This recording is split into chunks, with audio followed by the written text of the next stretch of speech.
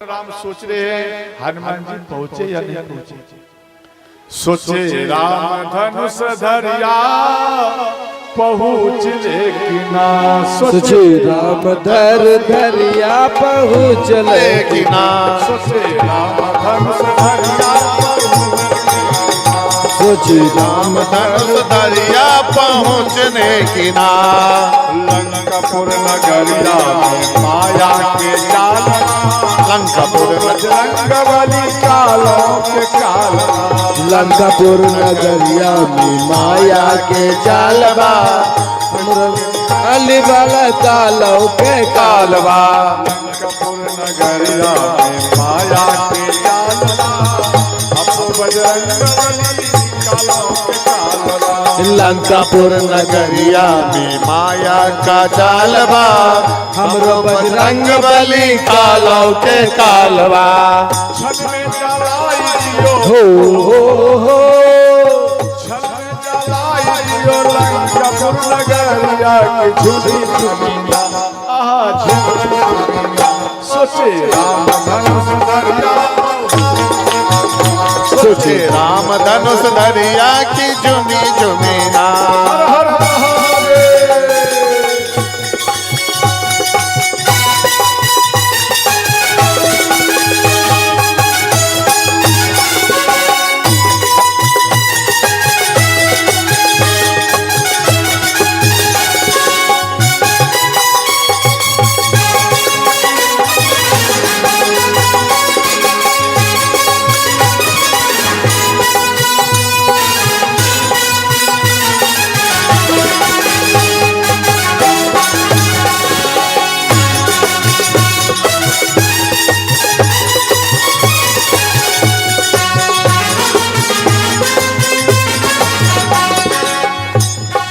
धौला गिर पहरिया पे माया के जालवा, हमरो बजरंगबली कालों के कालवा, धौला गिर नगरिया में माया के जालवा, हमरो बजरंग बली कालों के कालवा, लंकापुर नगरिया धौला गिर पहरिया पे माया के राधे हमरो बजरंगबली कालों के कालवा, लंकापुर नगरिया में माया के जालवा, हमरो बजरंग बली कालों के कालवा, छन में उठाई लियो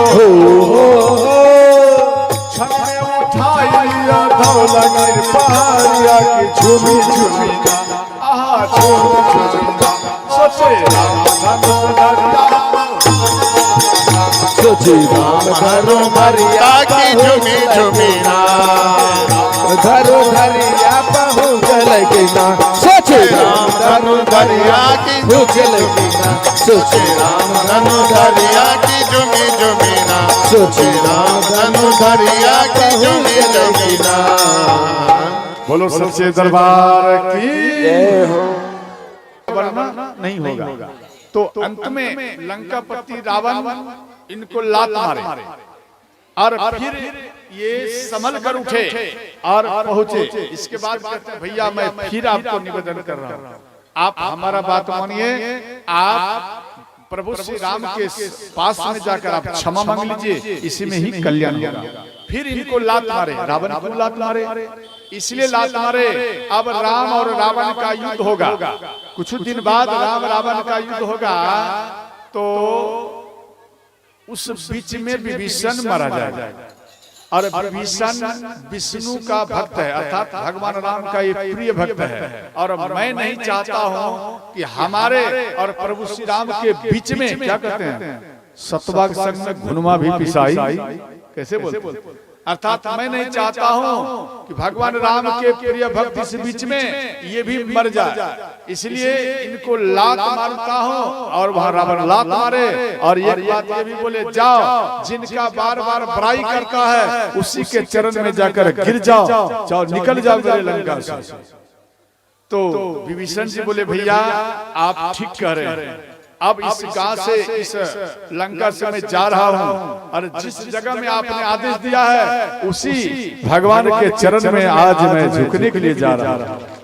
श्री विभीषण जी भगवान राम के पास में आए और दूर से ही प्रणाम किए और कहने लगे यंदना कि प्रभु मैं आपके पास कैसे आऊं, क्योंकि मेरा शरीर तामस परिवार के बीच में पला है और मैं आपके चरण के भक्ति लायक नहीं हूं। तो अंत में श्री भगवान राम कहते हैं जो एक बार मन को निर्मल करके मेरे पास आ जाते हैं और उनका करोड़ों जन्म का जो पाप होता है वो खेल खेल में ही समाप्त हो जाता है। निर्मल मन जना सो मोहि पावा मोहि कपट छलथी सिया राम जय जय राम, राम सिया राम जय जय राम। यहाँ भगवान राम कहते हैं जो निर्मल मन बनाकर मेरे पास आ जाते हैं मैं उसका अधीन हो जाता हूँ, और जो मेरे शरण में आ जाता है तो हम जैसे प्राण को सुरक्षित रखा जाता है सुरक्षा रखता हूँ। जो सभी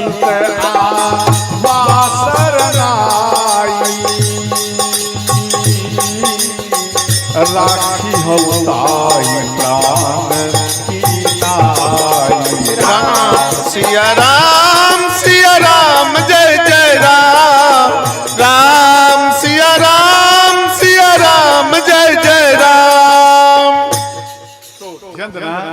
इसके बाद निकट में आए और हनुमान जी निवेदन किए भगवान इनके ऊपर कृपा करिए। इसके बाद विभीषण जी भगवान राम के चरण में आए और इसके बाद जल बनाकर इनको तिलक लगाया।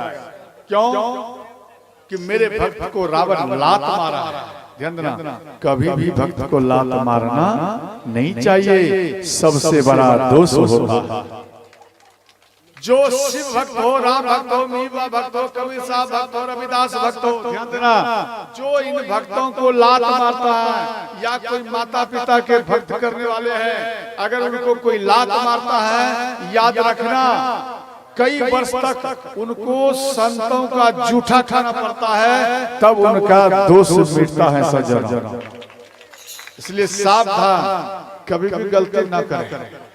इसके बाद श्री भगवान राम समुद्र के किनारे में और ये समुद्र से निवेदन किए आप हमें मार्ग दीजिए। तो काफी टाइम बीत गया, 3 दिन बीत गया और फिर भी इनको मार्ग नहीं मिले। तो लक्ष्मण जी को बोले प्रभु श्री राम जरा बाण धनुष लाए और इसके बाद धनुष पर बाण चढ़ाए, आज इस समुद्र को ही सुख लूंगा। इतने में श्री समुद्र देव ये प्रकट हो गए। त्राहि माम प्रभु त्राहि माम। ढोल गवार यहाँ पर दिया गया, ढोल गवार शूद्र पशु नारी सकल तारण के अधिकारी। इस चौपाई पर बहुत बहस हो रहा है, बहुत भारी भारी दिग्गज संत हैं जो बहस करता है। तो ध्यान देना, ढोल का अर्थ है कि उसको बजाना पड़ता है, उसमें उंगलियां का जब तक चोट नहीं लगेगा तो वो ढोलक बजेगा नहीं।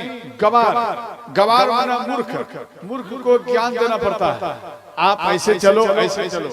और इसके बाद दिया गया है शूद्र, मानो कोई शूद्र है वो कोई गड़बड़ काम नहीं करे, उसको जरा सावधान करना।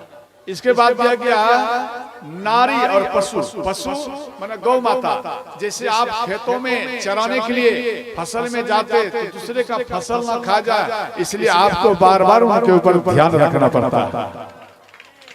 और नारी, ध्यान देना, नारी यहाँ नारी के बारे में दिया गया कि नारी जो है, नारी बिगड़ ना जाए, पुरुष बिगड़ ना जाए, इसलिए दोनों के ऊपर दृष्टि रखना चाहिए।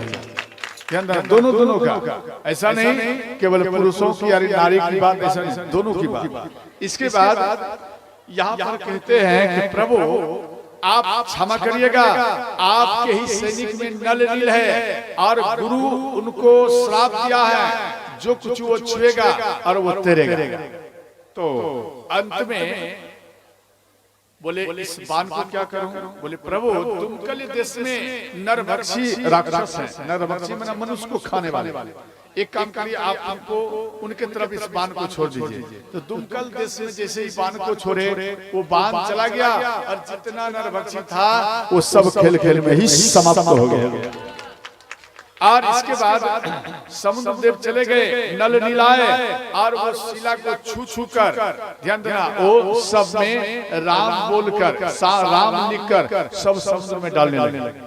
और इसके बाद वो सेतु बंधना प्रारंभ हुए। शिला कुछ कम करे तो हनुमान जी धौलागिरी पर्वत में गए और एक टुकड़ा, ध्यान देना, उठाकर आ रहे हैं। जैसे ही आ रहे थे तो वृंदावन के ठीक पास में आए, तो उस जगह में जब आए तो इधर सेतु पूर्ण हो गया। तो भगवान राम कहते हैं, हे महावीरों, आप जो जहां शिला लेकर हाथ में है आप उसी जगह में रख दीजिए। तो ध्यान देना, श्री हिमालय का टुकड़ा लेकर आ रहे थे, उनको वहां पर रख दिए। और वो टुकड़ा को जब रख दिए वृंदावन में, तो वो टुकड़ा कहता है कि हनुमान जी आप बोले थे प्रभु श्री राम का दर्शन कराऊंगा और आप हमें मार्ग में ही छोड़ दिए। तो बोले प्रभु श्री राम को पूछ कर आता हूँ। भगवान श्री राम के पास आए और भगवान राम बताए, और जाकर हनुमान जी यहाँ कहते हैं हिमालय के बेटा को, उसका नाम हुआ गोवर्धन।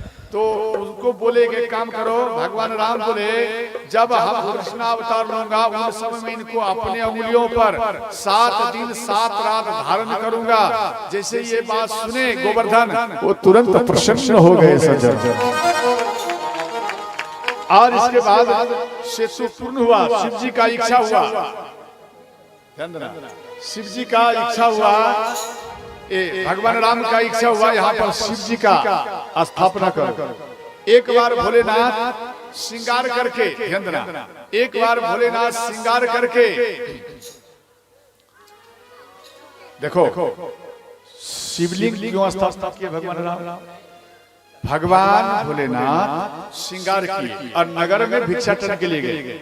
एक माता इनके रूप को देखकर वो खुश हो गई और इनके अंदर में काम जगा। शिव जी से प्रेरित किए, शिव जी मना किए, और वो स्त्री शिव जी को साफ दिए कि हे भोलेनाथ, आपको जिस लिंग पर इतना अभिमान है, जहाँ मैं आपको श्राप दे रहा हूँ वो लिंग बड़ा हो जाए। तो उनके श्राप से वो लिंग पताल में चला गया। तो शिव जी अपना त्रिशूल ब्रह्मा जी को दिए, बोले इसको 12 खंड करिए। तो ब्रह्मा जी नीचे जाए ऊपर जाए, उनको मालूम नहीं पड़े। तो अंत में शिव जी को फिर वो त्रिशूल दिए। शिव जी स्वयं उस लिंग को 12 खंड किए और वही शिवलिंग 12 शिवलिंग के नाम से जाने जाता। और उस शिवलिंग को एक पर्वत में रख दिए, और जैसे ही पर्वत में रख दिए, ध्यान देना, तो ध्यान देना, पर्वत में रखने के बाद हवा के झोंका से एक शिवलिंग वो समुद्र के किनारे में गिर गए। और उसी जगह में गिरे जहाँ भगवान राम बैठे हैं। उसी जगह में जब आप एक ईटा समुद्र के किनारे में फेंक देना, थोड़ा देर के बाद ना वो ईटा नीचे चले जाए। जाते हैं नहीं जाते? रेता से वो दबाते दबाते वो नीचे चले जाते हैं। उसी प्रकार शिव जी के ये शिवलिंग नीचे चला गया और उसी शिवलिंग का पूजा नहीं हो रहा था। भगवान राम उसी जगह में एक बालू का शिवलिंग बनाया और उनका प्राण प्रतिष्ठा के लिए, ध्यान देना, लंकापति रावण को एक पत्री भेजे। लंकापति रावण आए और प्रचंड विद्वान था, इसलिए भगवान राम उनको बुलाए। रावण आए और भगवान राम कहते हे ब्राह्मण देवता, आप इन शिवलिंग का प्राण प्रतिष्ठा करिए। तो लंकापति रावण बोले मैं वो ब्राह्मण नहीं हूँ, कोई समान अगर कमी रहे पूजा करा दूं, वो ब्राह्मण मैं नहीं हूँ। पूर्ण तरीका से आपके पास सामग्री पूरा रहेगा तभी मैं पूजा करूंगा, वरना पूजा नहीं करता। भगवान राम हाथ जोड़कर बोले क्या कमी है? बोले देखो यहाँ पर पत्नी आपकी नहीं है, आप पत्नी लाओ। तो इधर लक्ष्मण जी मन में बात करते हैं, देखो कैसा बात बोलता है। एक तो मेरी माँ सीता को चुरा कर ले गया है और कहता है अपनी पत्नी को ला, शर्म लगना चाहिए। ये मन में लक्ष्मण जी ये विचार कर रहे हैं। इसके बाद श्री लंकापति रावण कहते हे राम, हम सीता को लाने के लिए जा रहा हूं, सीता मेरे कब्जे में रहेगी और पूजा करने के बाद फिर हम लेकर चले जाएंगे। भगवान राम बोले ठीक आप आइए ब्राह्मण देवता। तो माँ सीता को लाए भगवान राम, इन दोनों को जोड़ी बनाकर, ये प्रथम कल की कथा है सज्जनों, ये दक्षिणी रामायण में आपको मिलेगा, तुलसीकृत रामायण में आपको नहीं मिलेगा।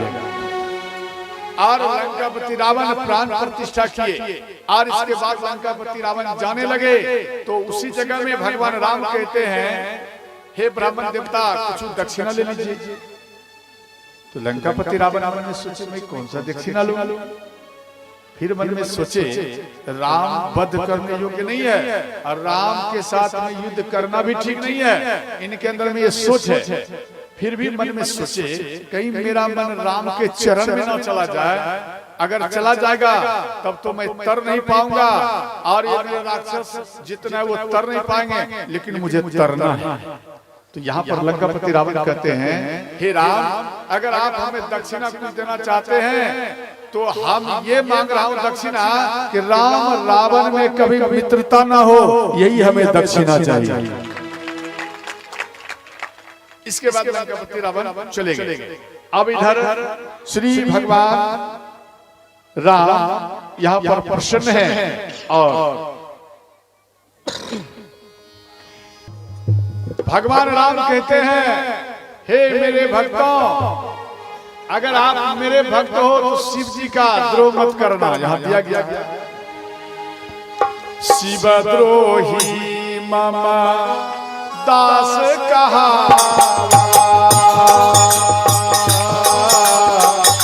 सोनर सपने हो राम सिया राम जय जय राम, राम सिया राम जय जय राम।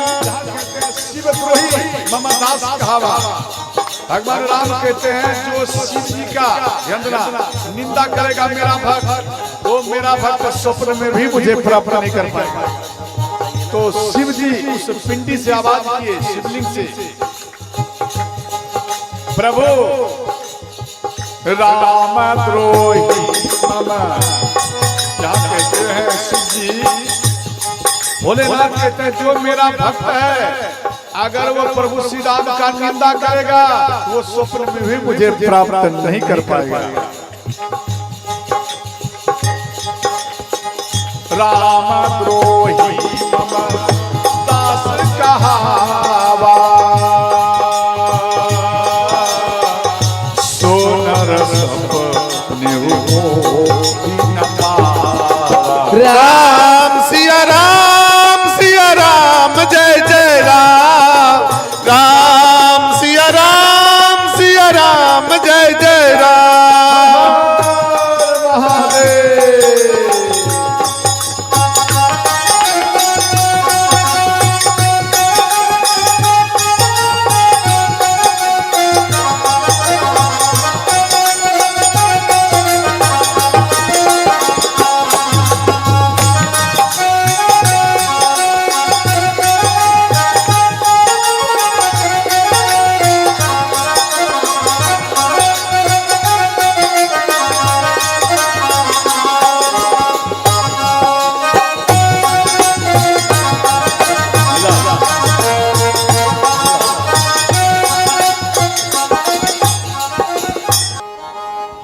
इन शिवलिंग का नाम रामेश्वर रखे, स्वयं भगवान शिव रखे कि प्रभु शिव का जो ईश्वर है वो है राम, इसलिए इन शिवलिंग का नाम होगा रामेश्वर। समझ गए? और सब कोई प्रेम से हाथ उठाइए, जिसको हाथ होगा तो वही उठाना, एक हाथ वाले मत उठाना, ठीक है ना? प्रेम से हाथ उठाइए। रामेश्वर रामेश्वर ओम नमः शिवाय, रामेश्वर रामेश्वर ओम नमः शिवाय, रामेश्वर रामेश्वर ओम नमः शिवाय, रामेश्वर रामेश्वर ओम नमः शिवाय, ओम नमः शिवाय, ओम नमः शिवाय, ओम नमः शिवाय, ओम नमः शिवाय, ओम नमः शिवाय, ओम नमः शिवाय, ओम नमः शिवाय, ओम नमः शिवाय। रामेश्वराय रामेश्वराय ओम नमः शिवाय।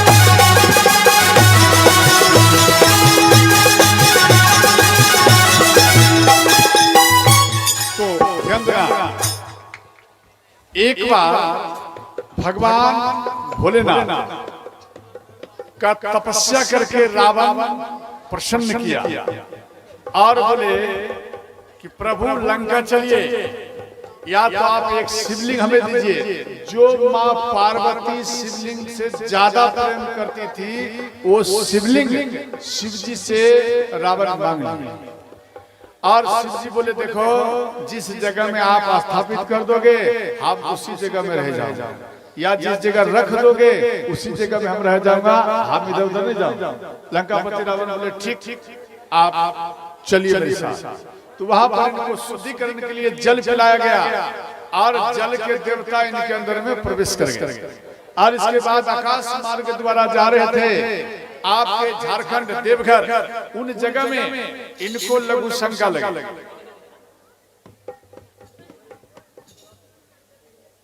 और लघु शंका जब लगे तो ये दिमाग लगाए भाई कहाँ रखूं। तो एक बैजू नाम का घोड़े थे और वो स्वयं विष्णु पुराण के अनुसार से दिया गया वो गणेश भगवान ही थे। और वो उस जगह में गैया को चरा रहे थे और रावण देख लिया और उनको ये शिवलिंग दिया। बोले देखो इनको जमीन मत रखना, हम तुरंत लघु शंका कर आता। रावण गया और काफी टाइम लगा दिया। इधर गणेश भगवान बटेश्वर स्थान में आए शिवलिंग को रखने के लिए। फिर मन में सोचे इस जगह में अगर हम शिवलिंग रखूंगा तो बगल में गंगा और बगल में शिवलिंग, तो इन शिवलिंग का मान ज्यादा नहीं रहेगा, इसलिए इन शिवलिंग को थोड़ा दूर में रखूं, वही ठीक था जगह। उसी जगह में जाकर रख दिया गया। कई व्यक्ति कहते हैं कि शिवलिंग यहाँ इसलिए नहीं स्थापित किए, यहाँ जगह नहीं पूरा। क्या यहाँ 50 बीघा लिए वहाँ झारखंड में? क्या 50 बीघा है? नहीं है, मात्र 1.5-2 बीघा में ही है शिव जी। तो ये भाव ये था कि भाव नहीं बनेगा, इसलिए इनको झारखंड में जाकर इनको गणेश भगवान रख दिए। और उसी जगह में शिव जी खुश हो गए और गणेश भगवान चले गए। इसके बाद रावण आए, रावण शिवलिंग को देखे और उस जगह में खिलाए और अंत में शिवलिंग को उठाने का प्रयत्न किए रावण और उठा नहीं पाए। और शिव जी प्रकट हो गए, बोले रावण हम पहले बोल दिया अब इस जगह से नहीं जाऊं। तो अंत में वो एक अंगूठा लगाए और वो शिव जी को और अंदर कर दिया। और इसके बाद रावण चला गया। तो उन शिवलिंग का नाम पड़ा बैजू नाम का धुरे था, इसलिए वैद्यनाथ था। वैद्यनाथ वैद्यनाथ ओम नमः शिवाय। वैद्यनाथ वैद्यनाथ ओम नमः शिवाय। वैद्यनाथ वैद्यनाथ वैद्यनाथ ओम नमः शिवाय। ओम नमः शिवाय। ओम नमः शिवाय। ओम नमः शिवाय। ओम नमः शिवाय। वैद्यनाथ वैद्यनाथ ओम नमः शिवाय। हर हर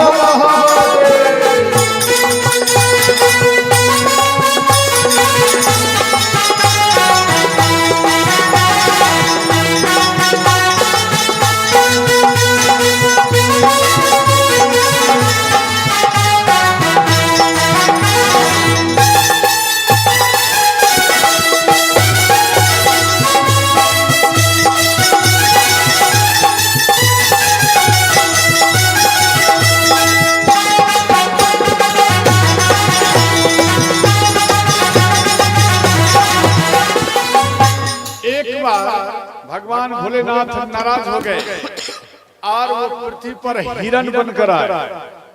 तो शिव जी को मनाने के लिए विष्णु भगवान और इंद्र भगवान आए और निवेदन किए, भोलेनाथ आप क्यों नाराज हैं, आप मेरे साथ चलिए। तो शिव जी बोले नहीं नहीं हम नहीं जाऊंगा। तो इंद्र भगवान एक सिंह को पकड़ लिए और विष्णु भगवान एक सिंह को पकड़ लिए और जबरदस्ती में शिव जी को लेकर जा रहे थे। तो भोलेनाथ अंतर ध्यान हो गए।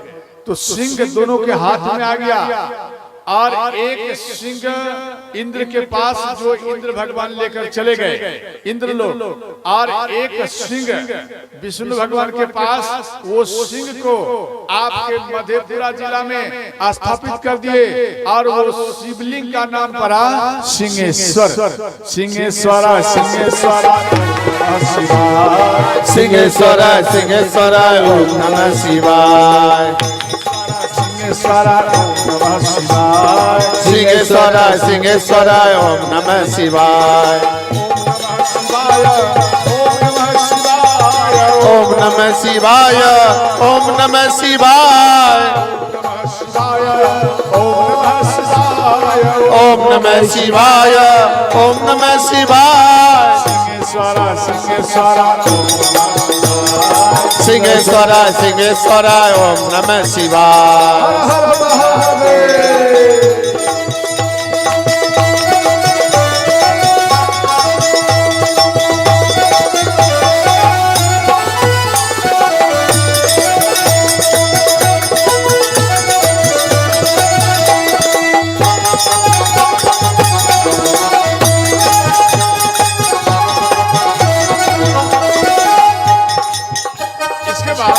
ध्यान देना, एक बार ध्यान सुनना, कोहल ऋषि, अष्टवक्र के पिता कोहल ऋषि वो गंगा के बीच में तपस्या करते थे। तो इनको ध्यान देना, भगवान इनको समाधि में नहीं आने देते थे। तो शिव जी का एक शिवलिंग गंगा के बीच में स्थापना किए पहाड़ में।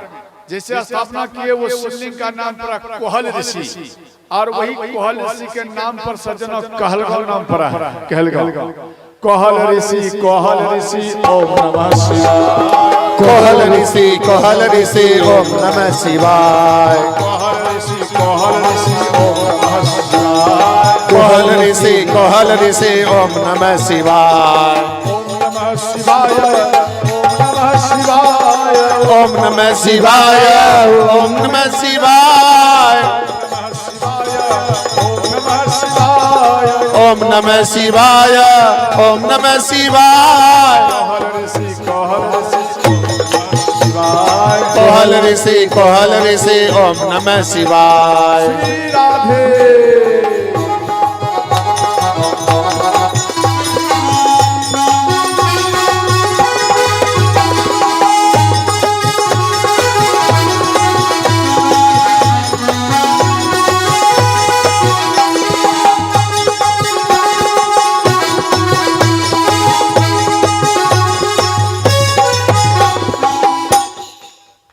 तो ध्यान देना, एक बार ध्यान समझना, जब पूरा राक्षस को मार दिए भगवान राम, जब लंका में सब राक्षस को मार दिए, अयोध्या आए, राज तिलक हुई, और इसके बाद सुपनेखा वो गुरु शुक्राचार्य के पास में आई और हाथ जोड़कर विनती की कि भगवान हमारे सभी राक्षसों को मार दिए, अब सब मर चुका है, तो आपको कौन कहेगा राक्षस के गुरु, दैत्य गुरु कौन कहेगा आपको?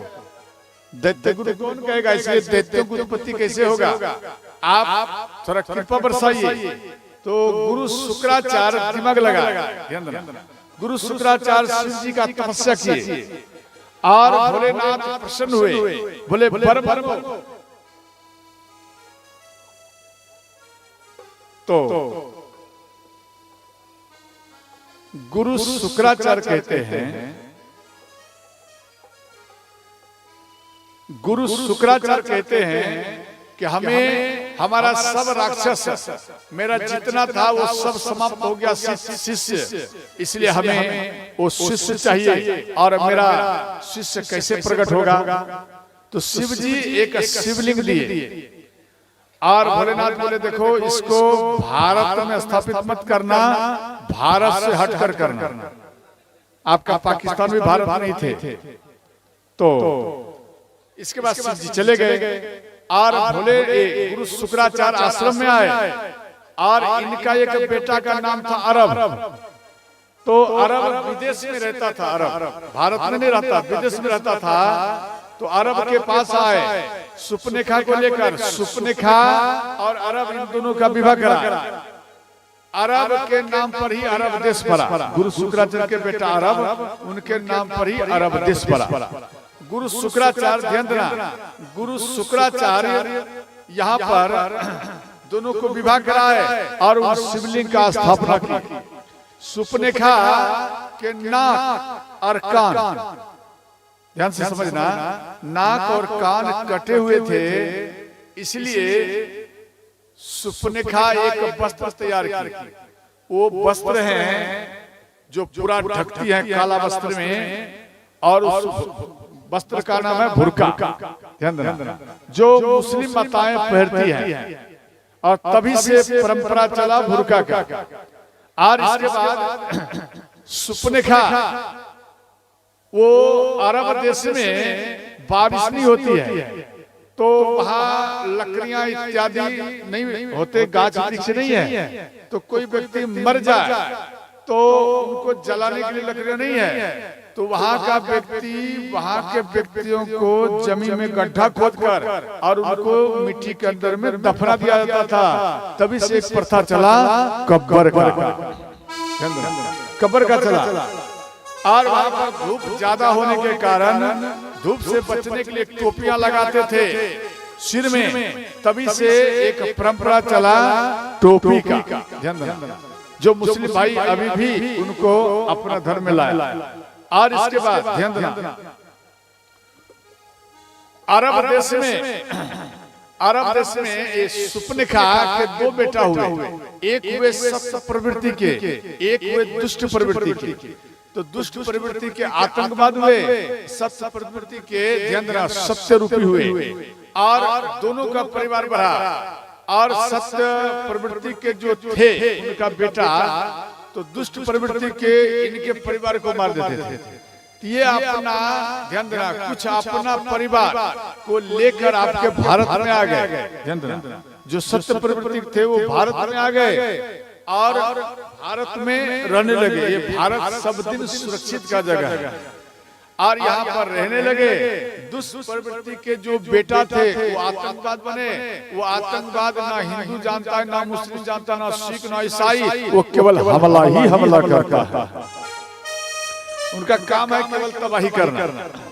तो ध्यान देना, वही आए गुरु शुक्राचार्य के कृपा से, ध्यान देना, गुरु शुक्राचार्य के कृपा से ये मुस्लिम भाई का प्रागट्य हुआ। और जब इनका प्रागट्य हुआ तो मुस्लिम भाई जब नमाज पढ़ने के लिए जाते हैं मस्जिद में, तो गुरु शुक्राचार्य का ही गुरु शुक्रवार के दिन बार बार उन्हीं को ही याद करते हैं, क्योंकि उनके कृपा से उनका प्रागट्य हुआ है। और इसके बाद ध्यान देना, देखो जब शिव जी का स्थापना की अरब देश में माँ सुपनेखा, तो माँ पार्वती अपने मन से वहां प्रकट हो गई। वहां प्रकट हो गई तो मुस्लिम भाई जब भी जाते हैं हज करने के लिए, हज समझते, हज माने तीर्थ करना, जब भी जाते हैं शिव जी बोल दिए थे अगर कोई वैष्णव इसमें जल चढ़ाएगा तो तेरा पूरा परिवार समाप्त हो जाएगा। इसलिए सुपनेखा वहां पर एक नियम लागू किए, जो मांस खाएगा वही व्यक्ति इसमें जल चढ़ा सकते हैं, वरना नहीं चढ़ेगा। सुपनेखा नियम लागू किए। और ठीक ऐसा ही यहाँ से मुस्लिम भाई भी जाएगा तो उनको मांस खिलाया जाएगा, उसके बाद ही वो वहां पर जल चढ़ाएगा।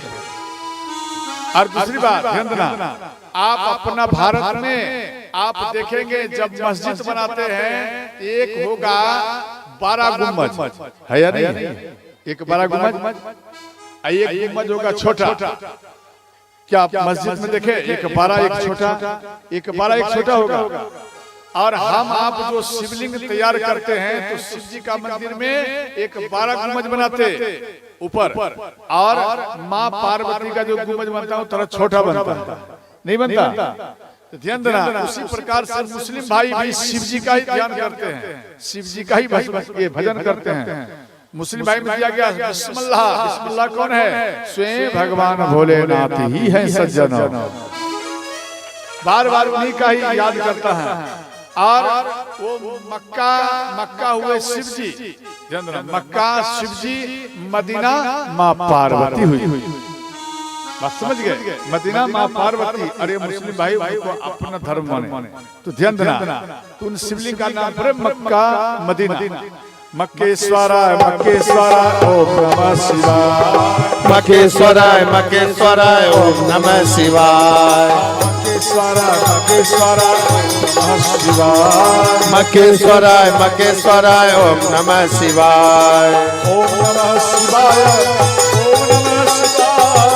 ओम नमः शिवाय ओम नमः शिवाय। ओम नमः शिवाय। ओम नमः शिवाय। ओम नमः शिवाय। मक्केश्वराय मक्केश्वराय ओम नमः शिवाय। हर हर महादेव।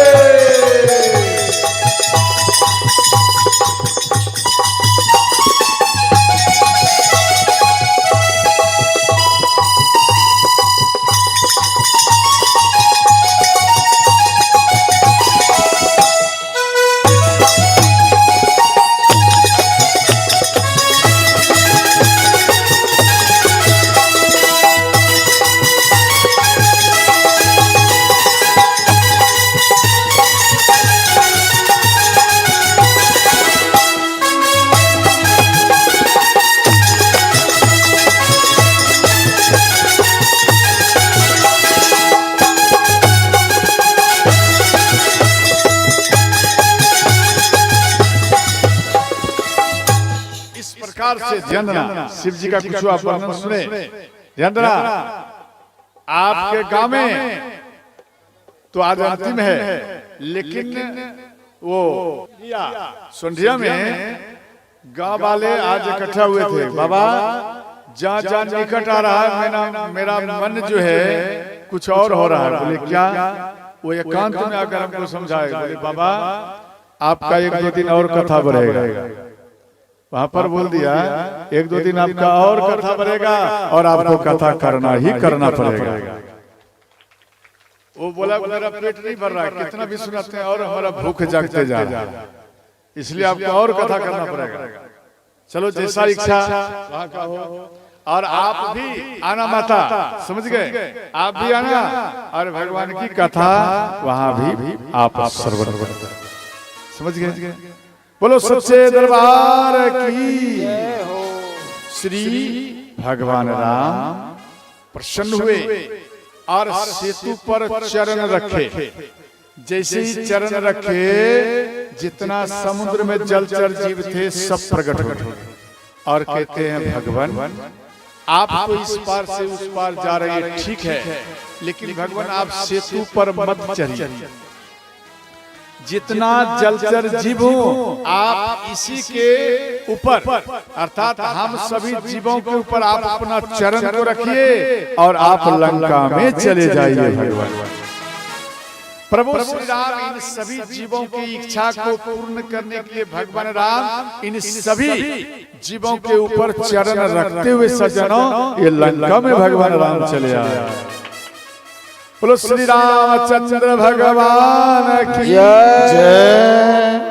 और लंका में आए और इसके बाद ये लंका पति रावण बात को जान गए। एक मीटिंग बिठाए और सब कोई कहते हैं लंका पति रावण को कि हे महाराज आप मत घबराइए, ये बंदर कपी ये सामान्य मनुष्य तो मेरा भोजन है, आप मत घबराइए, जीत हमारी है। श्री यहाँ पर प्रश्न बोले कि पिताजी, लंकापति रावण को कह रहे हैं प्रश्न कि पिताजी आप अपना सैनिक के ऊपर भरोसा मत करिए, इसलिए कि ये जो बात बोल रहे हैं गलत है। कहता है कपि मेरा भोजन है, सामान्य मनुष्य मेरा आहार है, ये ठीक है, लेकिन एक कपि लंका में आए, पूरा लंका को जलाकर भस्म कर दिए और चले गए, उस टाइम में तेरा भूख कहाँ चला गया? क्यों नहीं खाए?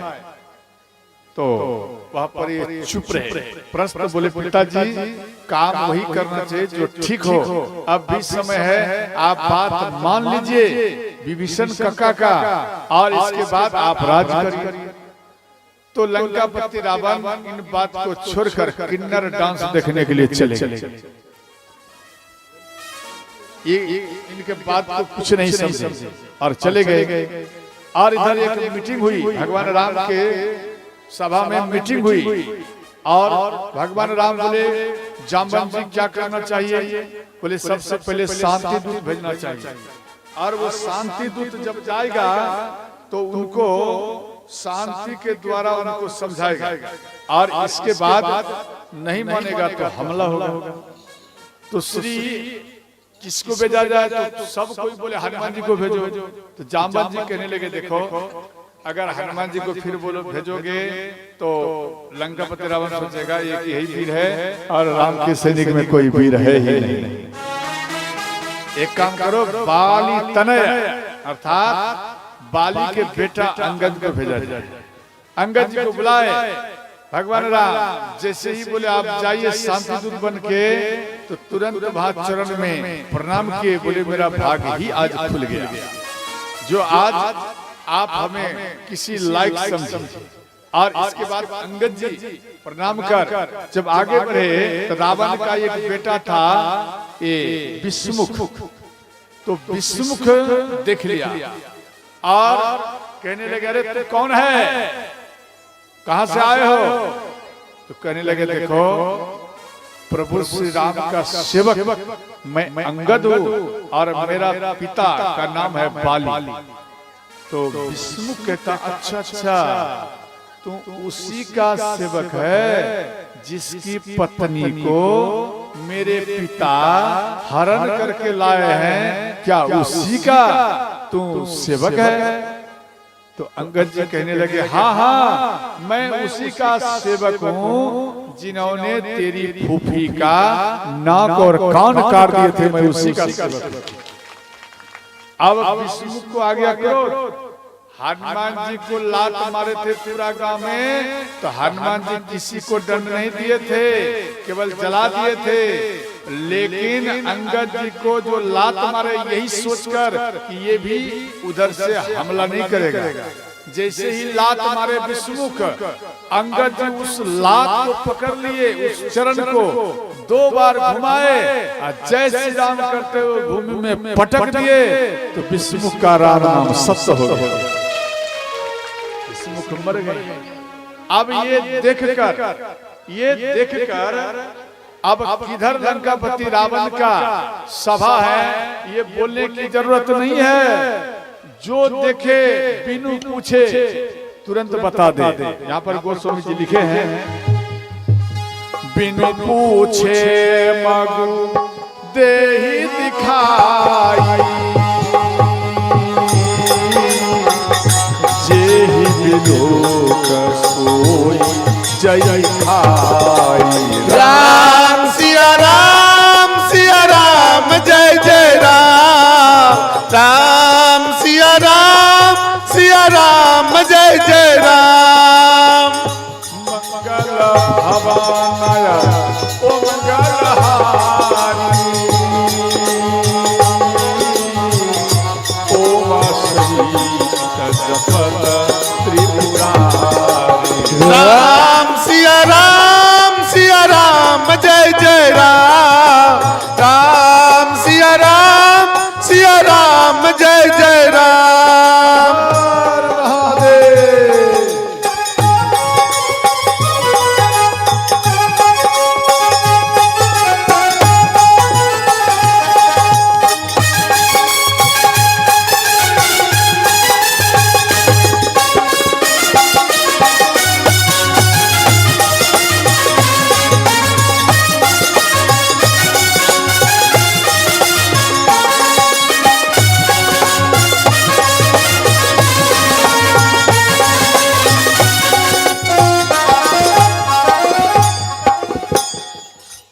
अंगद जी जब रावण की